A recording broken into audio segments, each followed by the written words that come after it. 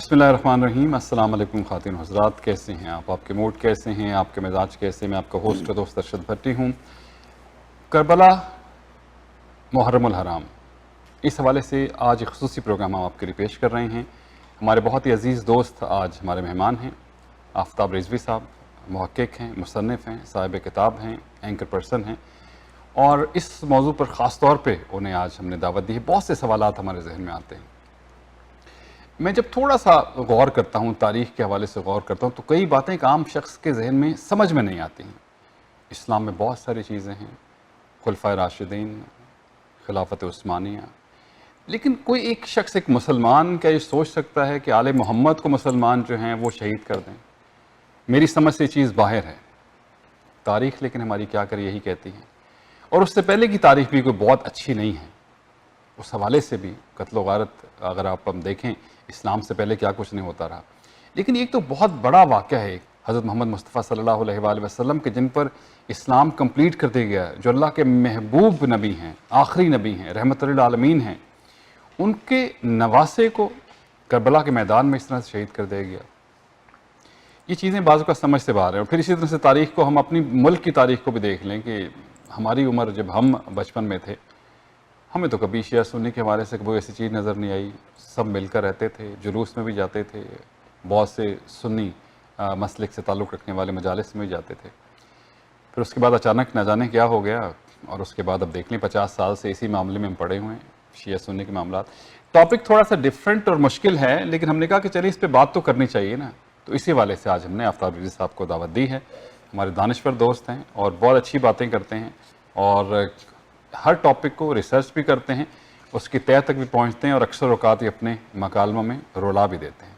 खुश आमदीद कहेंगे आफ्ताब साहब, अस्सलाम वालेकुम। बहुत बहुत शुक्रिया अर्शद साहब, वालेकुम अस्सलाम। ये जो हम करबला के हवाले से जब हम देखते हैं ख़ास तौर पे, इसका पस मंज़र क्या है, आम लोग अगर इसको समझना चाहें तो? अरशद, बहुत अच्छा सवाल है आपका। करबला को समझने के लिए या करबला के पस मंज़र को समझने के लिए हमें थोड़ा करबला से, वाक़या करबला 61 हिजरी हुआ, हमें 60 हिजरी पहले जाना पड़ेगा। ठीक है। देखिए, जब हुजूर की बेइज्जत हुई है मक्के में, वो 13 साल रहे। यहीं से आपको करबला का पस मंज़र समझ में आ जाएगा। हुजूर को इन 13 सालों में शदीद रेजिस्टेंस का सामना रहा है। कुफ़ार मक्का, जिनको कुफ़ार कुरैश कहते थे, जिनके सरदार थे अबू लहब, अबू जहल, अबू सुफियान,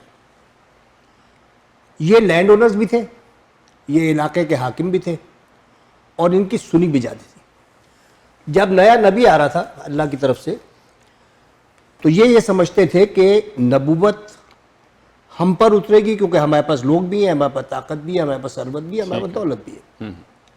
लेकिन परवरदिगार ने नबूवत उतार दी एक मोहम्मद सल्लल्लाहु अलैहि वसल्लम नाम के यतीम पर। यहाँ से दुश्मनी का हो गया आगाज, कि हमारे हक में डाका मार लिया गया। 13 साल जितने अरसे हुजूर मक्के में रहे हैं, आपको सुनकर हैरानी होगी, मेरे नाज़रीन को सुन के भी हैरानी होगी, कि 13 साल में बाज़ रिवायतों में 120 और बाज़ रिवायतों में 150 से ज़्यादा लोगों ने इस्लाम कबूल नहीं किया था। अगर 13 साल में हुजूर जैसी शख्सियत मक्के में रहकर 150 लोगों को अपना पैगाम सिर्फ पहुंचा सकी है, तो इससे आप अंदाज़ा लगाइए कि उनके मुखालफिन का कितना ज़ोर होगा, वो कितने जालिम होंगे, और वो लोगों का नाम नुत्फ़ा कितना बंद कर सकते होंगे। ठीक है। जो 5 लोग जिनके लिए कहा जाता है कि सबसे पहले जिन्होंने इस्लाम कबूल किया, हुजूर की दावत कबूल की, तरतीब में फ़र्क हो सकता है, लेकिन वो हज़रत अबू बकर हैं, हज़रत उमर हैं, हज़रत उस्मान हैं, हज़रत अली और बीबी खदीजा है। सही। ये 5 लोग सबसे पहले ईमान लाए थे हुजूर पे। यहाँ से सिलसिला चलना शुरू हुआ था। اس کے بعد کچھ حبش کے لوگ تھے جن پہ اتنا ظلم کیا کہ ان کو پھر رومن امپائر میں جا کے پناہ لینی پڑی حبشہ کے لوگوں کو. تو یہ 13 سال تک ہوتا رہا. واقع کربلا کی بنیاد سمجھنے کے لیے قبائلی پس منظر سمجھنا ضروری ہے کہ قبائلی پس منظر کیا ہوتا ہے, صحیح. قبائلی رکھ رکھاؤ کیا ہوتا ہے. قبائلی سردار ہوتا ہے ایک, اور سردار کے ساتھ ساتھ اس کے ایک قبیلہ ہوتا ہے. جی سردار کی بات آمنا و صدقنا مانی جاتی ہے. ٹھیک. سردار کہتا ہے کہ میں یہ کر دوں گا تو لوگ سمجھتے ہیں یہ کر دیں گے. واقع کربلا کی بنیاد رکھ دی گئی تھی جس دن کے حضور کے بستر پر حضرت علی سوئے تھے. ٹھیک. کیونکہ آپ سوچیں کہ ایک سردار ہے, جیسے اس زمانے میں ابو سفیان تھے کفار کے سردار, انہوں نے ایک لشکر بھیجا کہ ہم حضور کو آج قتل کر دیں گے. تو انہوں نے ظاہر ہے 20-25 لوگوں میں بیٹھ کے کہی ہوگی یہ بات. جب وہ قتل کرنے پہنچے اور جب چادر اٹھائی تو دیکھا حضرت علی سو رہے, تو بے عزتی ہوئی نا سردار کی. سوسائٹی میں واپس جانے کے بعد بھی بے عزتی ہوئی. یہاں سے نفرتیں جمنا شروع ہوئی کہ ان سے کبھی انتقام لیا جائے گا. اور جب حضرت علی سے چادر اٹھائی تو کہا کہ محمد کہاں ہے. تو مولا علی نے ایک تاریخی جملہ کہا کہ مجھے دے کے گئے تھے جو مجھ سے پوچھ رہے ہو. اور اس وقت حضور اکرم صلی اللہ علیہ وسلم حضرت ابو بکر علیہ السلام کے ساتھ ہجرت پہ نکلے. صحیح. یہ ہجرت کا سفر آسان نہیں تھا. مکے سے مدینہ آج آپ جی ایم سی میں پہنچتے ہیں 5 گھنٹے میں. یہ اونٹوں پہ پیدل چلتے ہوئے مدینہ پہنچے. اور مدینے پہلی جب مدینہ پہنچے ہیں تو مدینہ کیونکہ ٹھنڈا علاقہ تھا اور مکہ گرم علاقہ تھا, تو مدینے میں ان کو بہت سارے انصار ملے جو ان کے ساتھ گئے تھے, وہ مہاجرین کہلائے. اور وہاں پہ حضور کا ویلکم کیا گیا. ابھی قدم جمے نہیں تھے. ذرا آپ تاریخ کی بربریت دیکھیے ہماری. ابھی قدم جمے نہیں تھے کہ 2 ہجری میں جنگ بدر ہو جاتی ہے. صحیح ہے. جس میں حضور کے ساتھ 313 ہوتے ہیں, کفار کے ساتھ ہزاروں ہوتے ہیں. ٹھیک. بدر میں فتح ہوتی ہے. بدر میں ادھر کون ہے؟ ابو سفیان. ادھر کون ہے؟ حضور اکرم. یہ ایک نفرت کی ایک دیوار بن رہی ہے. 2 ہجری ختم ہوتی ہے, 3 ہجری آتا ہے, احد ہو جاتی ہے. احد میں مسلمانوں کو فتح نہیں ہوتی, شکست بھی نہیں ہوتی لیکن فتح بھی نہیں ہوتی. اس میں ایک ایسا واقعہ ہوتا ہے جو کہ تفریق واضح پیدا کر دیتا ہے کہ یہ تاریخ اور یہ اسلام کہاں جا رہا ہے. حضور کے دندان مبارک شہید کیے جاتے ہیں. کون کرتا ہے؟ کفار کے جو لوگ ہیں. امیر حمزہ حضور کے چچا ہے, ان کو شہید کیا جاتا ہے. اور نفرت کا وہ لیول ہے کہ ابو سفیان کی بیگم ان کا کلیجہ چبا لیتی ہے. ہندہ. تاریخی واقعہ ہے, یہ تو شیعہ سنی کا ہی نہیں مسئلہ. صحیح. یہ ختم ہوتا ہے. 4 ہجری آتا ہے, خندق آ جاتی ہے. خندق کی جنگ میں یہ شکست ہوتی ہے. تو مستقل وہاں پہ آ رہا ہے کہ وہاں پہ ابو سفیان ہے, حضور ہے, معاویہ ہے, علی ہے. یہ دشمنی چلتی چلی جا رہی ہے. اس کے بعد 6 میں صلح حدیبیہ ہو جاتی ہے. 7 میں 6 میں 7 میں ٹوٹ جاتی ہے. 8 میں فتح مکہ ہو جاتا ہے. اس کے بعد سارا منظر نامہ تبدیل ہو جاتا ہے. ٹھیک. 13 سال پہلے جو 13 سال حضور نے مکے میں گزارے, اس میں انہوں نے کفار نے اتنا پریشان کیا کہ خدا کو آیت اتارنی پڑی کہ ابو لہب کے ہاتھ ٹوٹ جائے. تبت یدا ابی لہب. صحیح. کیوں؟ کہ اس نے پتھر مارا تھا حضور پہ. اب وہاں پتھر مارنے پر تو اب قرآن شریف میں آیت نازل ہو رہی ہے. یہاں حمزہ کا کلیجہ چبانے پہ ہم مذمت نہیں کریں گے, حسین کا گلا کٹنے پہ ہم مذمت نہیں کریں گے. تو کربلا کا پس منظر بیسیکلی قبائلی پس منظر ہے. اس وقت یہ طے ہو گیا تھا کہ ہمیں آل محمد سے, رسول کی خاندان سے بدلہ لینا ہے. وقت کا انتظار ہے. تو ویسے ہی وقت آیا کربلا میں, امام حسین کو گھیر دیا گیا اور شہید کر دیا گیا. اچھا, اب ہم ظاہر کربلا کے واقعے پہ ہی زیادہ رہیں گے. جب کوفیوں نے حضرت امام حسین علیہ السلام کو جو ہے وہ دعوت دی, تو کیوں, مطلب یہ ایک سوال پیدا ہوتا ہے, پھر انہوں نے مدد کیوں نہیں کی جب بلایا تو؟ یہ بڑا اچھا سوال ہے ارشد. کربلا کو سمجھنے کے لیے اور کوفیوں کو سمجھنے کے لیے آج غزہ کے فلسطینیوں کو سمجھیے آپ کو کربلا سمجھ میں آ جائے گی. یہ بھی ایک معجزہ ہے کہ آج کی دنیا میں فلسطین اور اسرائیل نے کربلا سمجھا دی آپ کو. ہم سب کے دل فلسطینیوں کے لیے دھڑکتے ہیں. صحیح. کتنے لوگ فلسطین کی مدد کو پہنچے؟ غزہ میں کتنے سعودی آ گئے, غزہ میں کتنے کویتی آ گئے, کتنے بحرینی آ گئے. نہیں آئے نا. تو اس کا مطلب یہ ہے کہ جب طاقت و تقوی میں سے کسی ایک کا انتخاب کرنا ہو تو انسان تقوی کا نہیں کرتا، طاقت کا کرتا ہے. طاقت اس کو فوری تحفظ فراہم کرتی ہے، صحیح. تقوی اس کو بعد الموت بینیفٹ دیتا ہے، موت کا کوئی انتظار نہیں کرتا. اچھا، وجہ ہے. امام حسین علیہ السلام جو ہیں نواسۂ رسول ہیں، ایک اپنی ان کی شناخت ہے، دنیا جانتی ہے. اور لیکن یزید ظاہر ہے آپ نے کہا کہ طاقت کی جنگ ہے، تو ان سے بیعت لینا کیوں ضروری تھا؟ اس کے بغیر بھی تو ٹھیک چل رہا تھا. دیکھیں بات یہ ہے کہ یہ بڑا اچھا، مطلب بہت اچھا نقطہ ہے. یزید نے خلافت قائم کی، جو صلح حسن ہوئی تھی امیر معاویہ اور امام حسن کے درمیان، اس میں یہ تھا کہ خلافت یزید کو نہیں دی جائے گی، حسین کو دی جائے گی. خیر وہ کسی طرح یزید کو دی گئی. حضور کے گھرانے کا ایک آدمی ان کو ضرور چاہیے تھا کہ جو ان کی بیعت کو تسلیم کرے تاکہ وہ لیجیٹیمیٹ ہو جائے. وہ حسین کے علاوہ کوئی تھا نہیں. صحیح. امام حسن شہید ہو چکے تھے، حسین سب سے بڑے تھے، زین العابدین ظاہر چھوٹے تھے. تو حسین کی بیعت لینا اس لیے ضروری تھا یزید کے لیے کہ اس ریجن میں لیجیٹیمیٹی ہو جائے گی کہ بھئی لیجیٹیمیٹ ہم اس علاقے کے بادشاہ ہیں. مولانا مودودی نے ایک بہت اچھی بات کہی ہے اس بارے میں. انہوں نے کہا ہے کہ سوال یہ کیا جاتا ہے کہ سب نے بیعت کر لی تھی تو حسین نے نہیں کی، کیوں نہیں کی؟ میں یہ کہتا ہوں کہ حسین نے نہیں کی تو سب نے کیسے کی؟ صحیح. مطلب حضور کا جو گھرانہ ہے وہ اگر فاسق اور جابر کی بیعت کر لے تو پھر تو بات ہی ختم ہو گئی نا. صحیح ہے.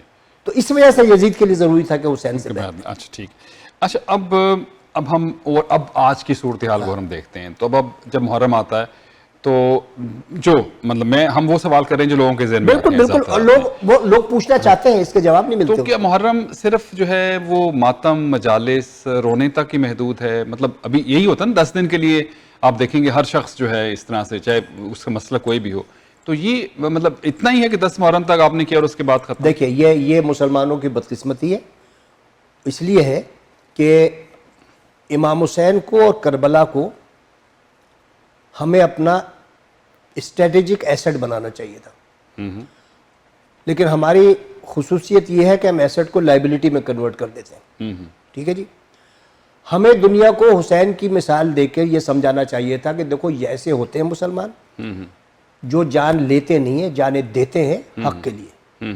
یہ ہم نے نہیں کیا، ہم ریچولز میں پڑ گئے. رہا جہاں تک تعلق ہے مجالس کا، ماتم کا، گریازاری کا، تو اس کو آپ ایسا سمجھے کہ خوشی کی ریٹینشن نہیں ہوتی ہے. لطیفہ آپ سنتے ہیں بھول جاتے ہیں، دوبارہ ہنسی نہیں آتی ہے. غم کی ریٹینشن ہوتی ہے.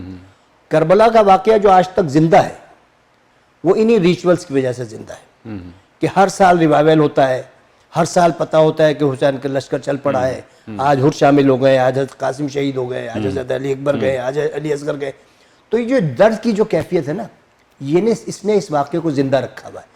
اب اس میں مبالغہ ہو جاتا ہے، اس میں کوئی شبہ نہیں ہے کہ مبالغہ بھی ہے، لیکن یہ کہ درد کی اس شدت کو محسوس کرنے کے لیے ضروری ہے کہ ہر سال یہ واقعہ ہو. ریوائول رہے جبھی تو زندہ ہے واقعہ کربلا 1400 سال بعد. صحیح. اچھا اب ایک اور جو دوسرے مسلک کی طرف سے اکثر اوقات یہ سوال اٹھتا ہے کہ اس میں جو صحابہ کرام ہیں، خلفائے راشدین ہیں، ان حوالے سے بعض اوقات مجالس میں ایسے الفاظ بیان کیے جاتے ہیں جو نہیں کہنے چاہیے. بالکل غلط ہے. خلفائے راشدین کا واقعہ کربلا سے کیا تعلق؟ صحیح. خلفائے راشدین کا واقعہ کربلا سے کوئی تعلق نہیں. تو اگر ہے مجالس میں وہی بیان ہونا چاہیے. واقعہ کربلا بیان کریں نا. دیکھیں نا ان کی تو کوئی سازش بھی نہیں ہے نا. وہ تو واقعہ کربلا سے 20 سال پہلے حضرت علی 40 ہجری میں انتقال کر گئے تھے. حضرت علی بھی اگر آپ حضرت عثمان تک بھی رکھیں تو جب بھی 23 سال پہلے تو ان کا تو کوئی واقعہ نہیں ہے. لیکن دیکھیں ہماری ٹریجڈی کیا ہے. اچھا آپ کو پتا ہے کہ آج سے 50 سال پہلے عالم دین بوریا نشین ہوتا تھا. مسجد کا جو مولوی ہوتا تھا، ذاکر ہوتا تھا، وہ ایک غریب آدمی ہوتا تھا، ہر وقت علم میں مگن رہتا تھا. ان کا اپنا بوریا نشین کہتے تھے نا، کئی بوریا نشین ہے، قرآن شریف کی تفسیر لکھ رہے ہیں. صحیح بات ہے. یہ مجالس پڑھتے. علامہ رشید ترابی لینڈ کروزر پہ تو نہیں گھومتے تھے، یا احتشام الحق تھانوی کے پاس تو لینڈ کروزر نہیں تھی. مادیت اتنی آتی چلی گئی، کمرشلزم آ گیا. کمرشلزم آ گیا نا. اب نعت خوان جو ہے وہ بھی لینڈ کروزر پہ، ممبر پہ جو بیٹھا ہے وہ بھی لینڈ کروزر پہ، امام حسین کے جو نوحے پڑھ رہا ہے وہ بھی اپنے ساتھ فرسٹ کلاس میں ٹریننگ کر رہا ہے. تو کمرشلزم لاؤڈ نے اسپیکر آیا, اس کے بعد جب ٹی وی آ گیا اور سب چیزیں آ گئی تو پھر چیزیں کمرشلزم نے تمام فقوں کو, اہل سنت و اہل تشیع دونوں کو شدید نقصان پہنچایا ہے. صحیح ہے.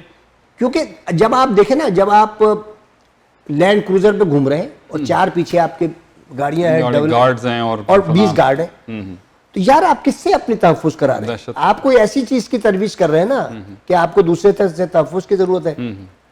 آپ مجھے بتائیں, آپ کی دادی, آپ کے دادا, آپ کی والدہ, آپ کے والد شیعہ تو نہیں تھے, لیکن 8 محرم کے بعد مجال ہے کہ آپ سرخ کپڑا پہن لیں. مطلب کوئی چیز ایسی ہوتی نہیں تھی, ڈرامے شرامے بند ہو جانے, ہر ٹی چیز وی بند ہو جانا, ڈرامہ بند ہو جانا. کرنا, کیوں سارا کچھ 50 سال میں یہ قیامت کیوں آ گئی کیسے چینج ہوا کہ اب یہ جو ہے کہا جاتا ہے کہ کالا کپڑا پہننا بدعت ہے اور یالی مدد کہنا بدعت ہے, اور دیکھیے ماتم تو نہیں ہونا چاہیے, اور آنسو کیوں بہاتے ہیں. آپ نے خود ہی ذکر کر دیا اب یہ بھی, مطلب کیونکہ آپ کے کوشچن سے میرا کوشچن نکلتا ہے, تو کہتے ہیں لوگ کہتے ہیں یا علی مدد, آپ کہتے ہیں اللہ سے کیوں نہیں مانگتے مدد, تو اللہ سے مانگنی چاہیے. یار دیکھو یہ بڑی سمپل بات ہے, اس کو بڑے سمپل طریقے سے سمجھا سکتا ہوں. یا علی مدد کا مطلب یہ نہیں ہے کہ ہم علی کو اللہ سمجھ رہے ہیں, سب کو اللہ ہی سے مانگنا چاہیے. اس کی 2 مثالیں میں تمہیں دوں. آپ ارشد بھٹی ہیں, مشہور آدمی ہیں ٹورنٹو کے, آپ کے پاکستان کونسلیٹ میں سب سے تعلقات ہیں کونسل جنرل سے بھی ہیں. آج کل نہیں ہے. اچھا کبھی چلے صحیح ہو گئے, یا PIA یا کوئی ادارہ سرکاری, صحیح ہے.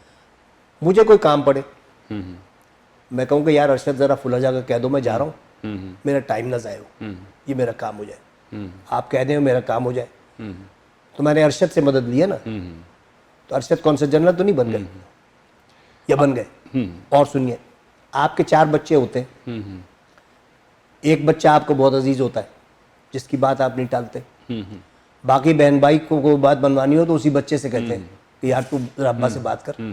ابا تو نہیں بنا دیا بچے کو, رہ گئی مولا علی کی بات, یا علی کی بات. دیکھیے غوث پاک سے بھی تو مانگتے ہیں, داتا سے بھی تو مانگتے ہیں, اجمیر شریف بھی تو جاتے ہیں. ابھی پاک پتن میں بہشتی دروازہ کھلے گا 5 دن کے لیے, لوگ اس کے نیچے سے نکلے گا نا, کھل گیا. جی ہاں کھل گیا نا. تو بھائی یہ باتیں آپ کا مطلب یہ کہ یہ ایک استعارہ ہے, کیونکہ ہم کیوں حضرت علی کرم اللہ وجہہ, کیونکہ طاقت کا ایک ایسا منبع تھا جس کو لوگ اس طرح سے اپنے آپ کو سمجھتے ہیں کہ ان کے اسلام سے طاقت کا تو تھا, بہادری کا, نا بہادری کا تھا. یہ بات اور علم کا بھی, ہم یہ سمجھتے ہیں کہ حضرت علی حضور کے بہت قریب ہے, ظاہر ہے ان کی بیٹی کی میاں ہے, داماد ہے, بالکل ٹھیک ہے, حضور اللہ کے بہت قریب ہے. تو جب ہم ان کے قریب والے لوگوں اس بچے سے سفارش کروائیں گے جو عزیز ترین بچہ ہے ہمارے باپ کا, تو اللہ تعالیٰ جلدی سنے گا. صحیح, اس میں کوئی کفر نہیں ہے, کوئی شرک نہیں ہے. آپ اسے کہتے ہیں کہ یہ وسیلہ ہے, یہ وسیلہ ہے یار, توسل ہے, اس میں کیا حرج ہے.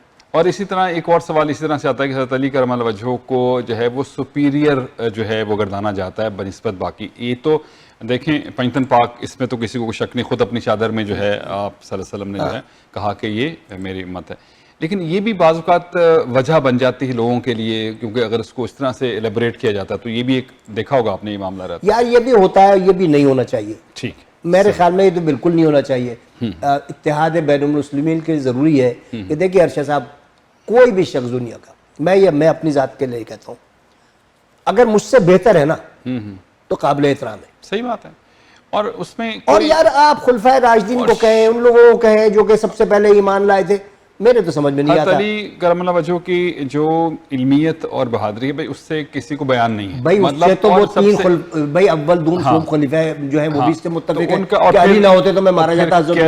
اور پھر کیسا ان کا تعلق آپ صلی اللہ علیہ وسلم سے, تو یہ تو بنتا ہے نا, اس میں تو کسی کو کوئی اعتراض ہونا بھی نہیں چاہیے. دیکھیے اپنی آپ فضیلت بیان کریں, ٹھیک, دوسرے کو نیچا دکھانے کی کوشش کرنا غیر مناسب. اب میرا خیال ہے کہ اب دنیا اتنی چینج ہو گئی ہے تو ریئلسٹکلی چیزیں زیادہ ہونی چاہیے, تو وہ زیادہ بہتر ہے. بھائی ارشد بھٹی صاحب, اب تو بچے جو ہیں, آج کے جو بچہ ہے نا, وہ کہتا ہے یار یہ کیا آپ لوگوں نے لگایا ہے. آپ لوگ 14 سال پرانی باتوں کو لے کے آج آپ ہم میں اختلافات پیدا کر رہے ہیں. اچھا, ایک اور اسی طرح سے جب واقعہ کربلا بیان کیا تھا, مختلف ذاکرین جب ایک تو تاریخ ہے وہ ڈیفرنٹ ہے, وہ اس میں اس طرح کی چیزیں بعض اوقات بیان کرتے ہیں کہ لگتا ہے کہ بالکل کہیں ایسا تو نہیں, کہیں مبالغہ رائے ہو رہی ہوتا ہے, 100% ہی ہوتا ہے نا, مطلب دیکھیں وہ مبالغہ رائے کیوں ہوتا ہے. یہ واقعہ 1400 سال پرانا. جی ہاں. ایک بات میں یہ کہہ دوں کہ مثال کے طور پہ کہ ارشد بھٹی بہت اچھے آدمی ہیں, ایک اسٹیٹمنٹ ہے نا یہ. جی. میں اس کی اگر منظر کشی کروں کہ ارشد صبح 5 بجے اٹھتے ہیں, وضو کرتے ہیں, نماز پڑھتے ہیں, پھر اس کے بعد سپارہ پڑھتے ہیں, پھر بچوں کو اسکول چھوڑنے جاتے ہیں, تو یہ منظر کشی ہے. منظر کشی میں مبالغہ آرائی بھی ہو جاتی ہے, لیکن منظر کشی منظر کو صحیح طریقے سے سمجھا دیتی ہے, جو ایک لائن نہیں سمجھا سکتی. اور پھر بات وہی آتی ہے کہ ریٹینشن جو ہوگی وہ دکھ کی ہوگی, خوشی کی ریٹینشن نہیں ہوگی. صحیح. ذہنوں میں آپ کے ماں باپ زندگی بھر آپ کے دل میں موجود رہتے ہیں. آپ کو رات کو اٹھ جاتے ہیں تو آپ کو یاد آتا ہے. اولاد کے ساتھ کچھ ہو جائے تو ہوتا ہے. کیوں؟ کہ وہ غم ہے. صحیح ہے. اچھا, اب اس میں اب جو صورتحال ایسی ہے, جیسے آپ نے غزہ کی مثال بھی دی, حضرت امام حسین کا مقصد تھا, اس پہ عمل کیسے کرے؟ مطلب آج کے دور میں ایک عام شخص کیسے اس کو اپنی زندگی میں شامل کیسے کرے؟ بڑا مشکل کام ہے دوست. حسین کا ساتھ دینا اس وقت بھی بہت مشکل تھا, آج بھی بہت مشکل ہے. اس کی بات وہی ہے نا کہ طاقت و تقوی کی. طاقت کے آدمی سامنے کتنے لوگ کھڑے رہ سکتے ہیں؟ یہ تو حسین کا دل گردہ تھا اور 72 لوگوں کا تھا کہ طاقت کے سامنے کھڑے ہو گئے, گردنیں کٹا دیں. لیکن آج کے دور میں صرف اگر ہم سچ بول لیں, آج کے دور میں صرف اگر ہم نماز پڑھ لیں, آج کے دور میں ہم صرف اگر حقدار کو اس کا حق دے دیں, آج کے دور میں ہم کسی کی حق تلفی نہ کریں, تو ممکن ہے کہ 1-2% حسین کو فالو کر لیں. ورنہ حق کے سامنے تو آج تک کوئی بھی نہیں کھڑا ہوتا. آپ کے سامنے ساری مثالیں, کوئی بھی نہیں کھڑا ہوتا. اور دیکھیے معاشرے کی باتیں ہو رہی تھیں, باتیں تو ہم کرتے ہیں, مجلس ہوتی ہے, جلوس ہوتا ہے, وقت ضائع ہوتا ہے, حصہ بڑھتا ہے, تفریقے ہیں نا سوسائٹی میں. بالکل ہیں. پورے محرم میں مجھے آپ ایک دکان حلوائی کی بتائیں جہاں محرم کی نیاز پر ڈسکاؤنٹ نہ ملتا ہو. ایک تندور بتائیں جو سستی روٹی نہ دیتا ہو حسین کے نام پہ. تو یہ سب یہ شیعوں کی ہیں نہیں ہے, سب کی اہل سنت بھی ہے, اہل حدیث بھی ہے, دیوبندی بھی ہے, ہندو بھی ہے. جہاں مال بن رہا ہے وہاں تو سب حسین کے لیے متفق ہیں, اور جہاں مال الگ سے بنانا ہے وہاں پہ حسین پہ تلواریں کھینچے لے رہے ہیں اور ہم دوسروں پہ تلواریں کھینچے لے رہے ہیں. یہ مکمل منافقت ہے. اچھا, اب جو فرقہ واریت تھی پاکستان میں ابھی کافی حد تک بہتر ہے. ایک زمانہ تھا, سب ہمیں یاد ہے, جو 2 تنظیمیں ہوا کرتی تھی, کس طرح سے معاملے تھے. ابھی کافی بہتر ہو گیا ہے, لیکن ایون دو ابھی بھی جلوس کے لیے سیکیورٹی ہے, بہت ساری چیزیں ہیں. یہ ٹھیک ہو سکتا ہے؟ دیکھیں یہ ہو جائے گا ٹھیک. جیسا جیسا آپ کا بچے میں نالج آئے گی نا, یہ خود بخود ٹھیک ہوتا جائے گا. میں ابھی ایک کھلی کچہری ہو رہی تھی سندھ کے گورنر کی, کامران ٹیسوری کی. نارملی ہم کامران ٹیسوری صاحب کو ہلکا لیتے ہیں. اس سے ایک آدمی نے سوال کیا کہ دیکھیں جی گورنر صاحب, مین شاہراہوں سے جلوس نکلتے ہیں, مجالس ہوتی ہیں, ٹریفک رک جاتا ہے, ہمیں تکلیف ہوتی ہے, تو حکومت کو ایسی قانون سازی کر رہی ہے کہ متبادل راستہ اپنا لیا جائے. تو اس نے بڑی پیاری بات کی. اس نے کہا دیکھیے اگر امام حسین بھی متبادل راستہ اختیار کر لیتے تو ان کو کوئی تکلیف نہ ہوتی. آپ یہ ثواب سمجھ کے, حسین پہ صدقہ سمجھ کے تھوڑی دیر برداشت کر لیں. صحیح ہے. تو تفریقے بازی بالکل ختم ہوگی, اور مطلب کم از کم دلوں سے تو ختم ہوگی. اجتماعی طور پہ نہ ختم ہو, کیونکہ اجتماعی طور پہ ختم نہ کرنے کے مختلف عوامل ہیں. کچھ کی پروکسیز ہیں, کچھ کے پیرول ہیں, وہ ختم ہونے میں ٹائم لگے گا. لینڈ کروزر سے دوبارہ بوریا نشین بننے میں بڑا وقت لگتا ہے. مشکل ہے. جلدی ہو تو گئے لیکن پہنچنا بڑا مشکل ہے. تو جب یہ سب چیزیں ختم ہوں گی, جب ہمارا نوجوان بڑا ہوگا. اچھا, اب ہم اس کو تھوڑا سا ادھر لے لیتے ہیں, پاکستان سے ہم نارتھ امریکہ میں آ جائیں, کینیڈا میں آ جائیں. یہاں کیا صورتحال ہے؟ یہاں آپ کس طرح سے دیکھتے ہیں؟ میرے خیال میں یہاں تھوڑی سی صورتحال بہتر ہے. کیوں ہے؟ کہ قانون سخت ہے. آپ یہاں پہ ہیٹ اسپیچ نہیں کر سکتے. اگر رپورٹ ہو جائے, ہوتی ہے, اگر رپورٹ ہو جائے تو وہ ڈپورٹ بھی ہو سکتا ہے آدمی. تو جہاں قانون کا نفاذ اچھا ہوتا ہے وہاں پہ نہیں ہوتا. دیکھیں نا, پاکستان میں آپ چرچ جلا دیتے ہیں نا, سینوگوگ بھی جلا دیتے ہیں. یہاں گریفٹی کر کے بتائیں, یہاں مسلمان قابو میں آ جاتا ہے آنے کے بعد, کیونکہ قانون کی حکمرانی ہے. آپ کے ملک میں بھی قانون کی حکمرانی ہوگی تو کچھ ایسا نہیں ہوگا. صحیح ہے. اچھا, اب اس کو تھوڑا کلوزنگ کی طرف لیے چلتے ہیں. دیکھیں, حسین تو سب کے ہیں نا, حضرت حسین علیہ السلام جو ہے, اس حوالے سے تو کوئی وہ سلسلہ نہیں ہے. ان کا جو پیغام ہے وہ بھی سب کے لیے ہے, اور اس کے اوپر سارے مانتے بھی ہیں, عمل بھی کرتے ہیں.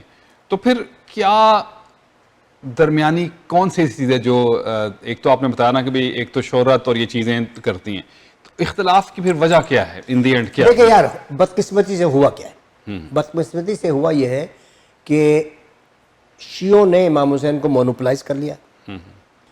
شیعہ کہتے ہیں امام حسین ہمارے. دیکھیے اہل سنت میں جو حق پر ہے وہ حسینی ہے, اور اہل تشیع میں جو ظالم ہے وہ یزیدی ہے. میرا تو ماننا یہ ہے. یزیدی اور حسینیت اب دو فکر کے نام ہیں, اب یہ دو شخصیتوں کا نام نہیں رہے. یہی وجہ ہے, اور بلکہ کوفی بھی. میں تو کہتا ہوں اس کربلا نے 3 استعارے پیدا کیے. پہلا استعارہ ہے کربلا کا, فلسطین میں کربلا مچی ہے, لبنان میں کربلا مچی ہے, پاکستان میں کربلا مچ گئی ہے. غم کا استعارہ ہے. ظلم ہو رہا ہے, اپنے وقت کا یزید ہے, یزیدیت ہے, یزیدیت کو پھیلا رہا ہے. نیتن یاہو یزید کا کام کر رہا ہے, وہاں حسین ہے. اسی طرح وعدہ خلافی ہے تو کوفی ہے. آپ نے شروع میں کوفے کا سوال کیا نا, تو ان کا ڈاکٹر قدیر کا شعر ہے بہت اچھا, کہ گزر تو خیر گئی ہے تیری حیات قدیر, گزر تو خیر گئی ہے تیری حیات قدیر, سترم ظریف مگر کوفیوں میں گزری ہے. جہاں وعدہ خلافی کا ذکر ہوگا کوفی کا آئے گا, جہاں مظلوم کا ہوگا کربلا کا آئے گا, جہاں ظالم کا ہوگا یزید کا آئے گا. اور میں سمجھتا ہوں کہ یہی حسین کی فتح ہے. کہ دیکھیے تاریخ میں پہلا واقعہ ہے کہ میدان کا جو شکست خوردہ آدمی ہے وہ تاریخ کا فاتح ہے. امام حسین کو کربلا میں شکست ہو گئی تھی, سب مر گئے تھے نا, یہی شکست ہوتی ہے نا. لیکن اس کے انہوں نے مرنے کے بعد بھی یزید کو مار دیا. لیکن یہ کہ جیسے جیسے علم بڑھے گا, جیسے جیسے لوگوں کا دل کھلے گا, دماغ کھلے گا, میرے خیال میں وہ جو ہے نا, ایک شعر کہتے ہیں کہ ہر ایک شخص کے ہے ذہن میں کچھ تصور حق, ہر ایک شخص کے ذہن میں کچھ تصور حق, اسی تصور حق کو حسین کہتے ہیں. جب آپ حق سمجھ جائیں گے نا, پھر آپ سمجھ جائیں گے کہ حسین کیا ہے. حسین کے پیغام کو سمجھیں, اس بات کو محسوس کریں کہ یہ حضور کا گھرانہ ہے, یہ نبی کا نواسہ ہے, یہ علی کا بیٹا ہے, علی کی بیٹیاں ہیں, پنجتن پاک میں سے ہیں, جنتوں کے سردار ہیں, ان کو شہید کیا گیا ہے. بالکل. آج اخبار میں 3 کالمی خبر لگ جاتی ہے اگر کسی عورت کے بال سڑکوں پہ گھسیٹے جائیں, یا چادر گھسیٹی جائے, یا کپڑے پھاڑ دیے جائیں. آپ کی بی بی زینب کے ساتھ یہ ہوا ہے. کسی بچی کے ساتھ ظلم ہو, معاشرہ بلک اٹھتا ہے. آپ کی بی بی سکینہ کے تھپڑ پڑے ہیں, تو تھوڑا سا دل نرم کریں, حسین کی طرف سے نہ کریں, اپنے نبی کی طرف سے کریں, نبی کے حال کی طرف سے کریں, حق کو حق کہیں. باطل کے ساتھ اس لیے نہ کھڑے ہوں کہ آپ بڑا آپ کا قد ہوگا. بہت شکریہ آفتاب رضوی صاحب. کچھ کوشش کی ہم نے کچھ ایسے موضوعات پہ بات کر لیں جس پہ کم بات ہوتی ہے. میرا تو ہمیشہ سے یہی کہنا ہے کہ حسین سے محبت کے لیے ضروری ہے کہ آپ حضور سے محبت کریں. حضور سے محبت ہوگی تو خود بخود ان کے خانوادے سے محبت ہو جائے گی. بہت شکریہ آپ. بہت بہت شکریہ ارشد. جناب آفتاب رضوی صاحب ہمارے ساتھ موجود تھے. ایک چیز بڑی امپورٹنٹ ہے, ہم اختلافات ہوتے ہیں, ہر جگہ ہیں, پوری تاریخ بھری پڑی ہے اس حوالے سے, لیکن اس بات پہ تو کوئی اختلاف ہو ہی نہیں سکتا کہ آپ صلی اللہ علیہ وآلہ وسلم کی آل کے ساتھ محبت تو سب کرتے ہیں. کوئی ایسا شخص نہیں ہے جو اس سے محبت نہ کرے. یہ واقعہ جو ہے یہ ایک بہت بڑا واقعہ ہے. قصوروار کوئی کسی کو ٹھہرائے, کوئی کسی کو ٹھہرائے, لیکن ایک چیز ضروری ہے کہ آپ صلی اللہ علیہ وآلہ وسلم کی آل سے محبت ہمارے ایمان کا حصہ ہے, اور اس حصے کو ہمیشہ یاد رکھیے گا. اور ہم جب آپ صلی اللہ علیہ وآلہ وسلم پر درود بھیجتے ہیں تو ان کی آل پہ بھی درود بھیجتے ہیں, وہ بھی ہمارے ایمان کا ایک حصہ. اللہ رب کریم ہمیں توفیق دے کہ ہم واقعہ کربلا کو سمجھنے کی کوشش کریں, حسین علیہ السلام کے پیغام کو سمجھنے کی کوشش کریں, اور اس پر عمل کرنے کی کوشش کریں. دعا میں رکھیے گا یاد, حوصلہ نہیں ہارنا بل حوصلہ بھی ہارنے کی چیز, and always follow your heart, کیونکہ سب اچھے کی آواز بشرط زندگی. انشاءاللہ اگلے پروگرام میں آپ سے ملاقات ہوگی. اسٹوڈیو انجینئر طلعہ بھٹی اپنے میزبان ارشد بھٹی کو دیجیے اجازت. اللہ حافظ اور سپرد مال.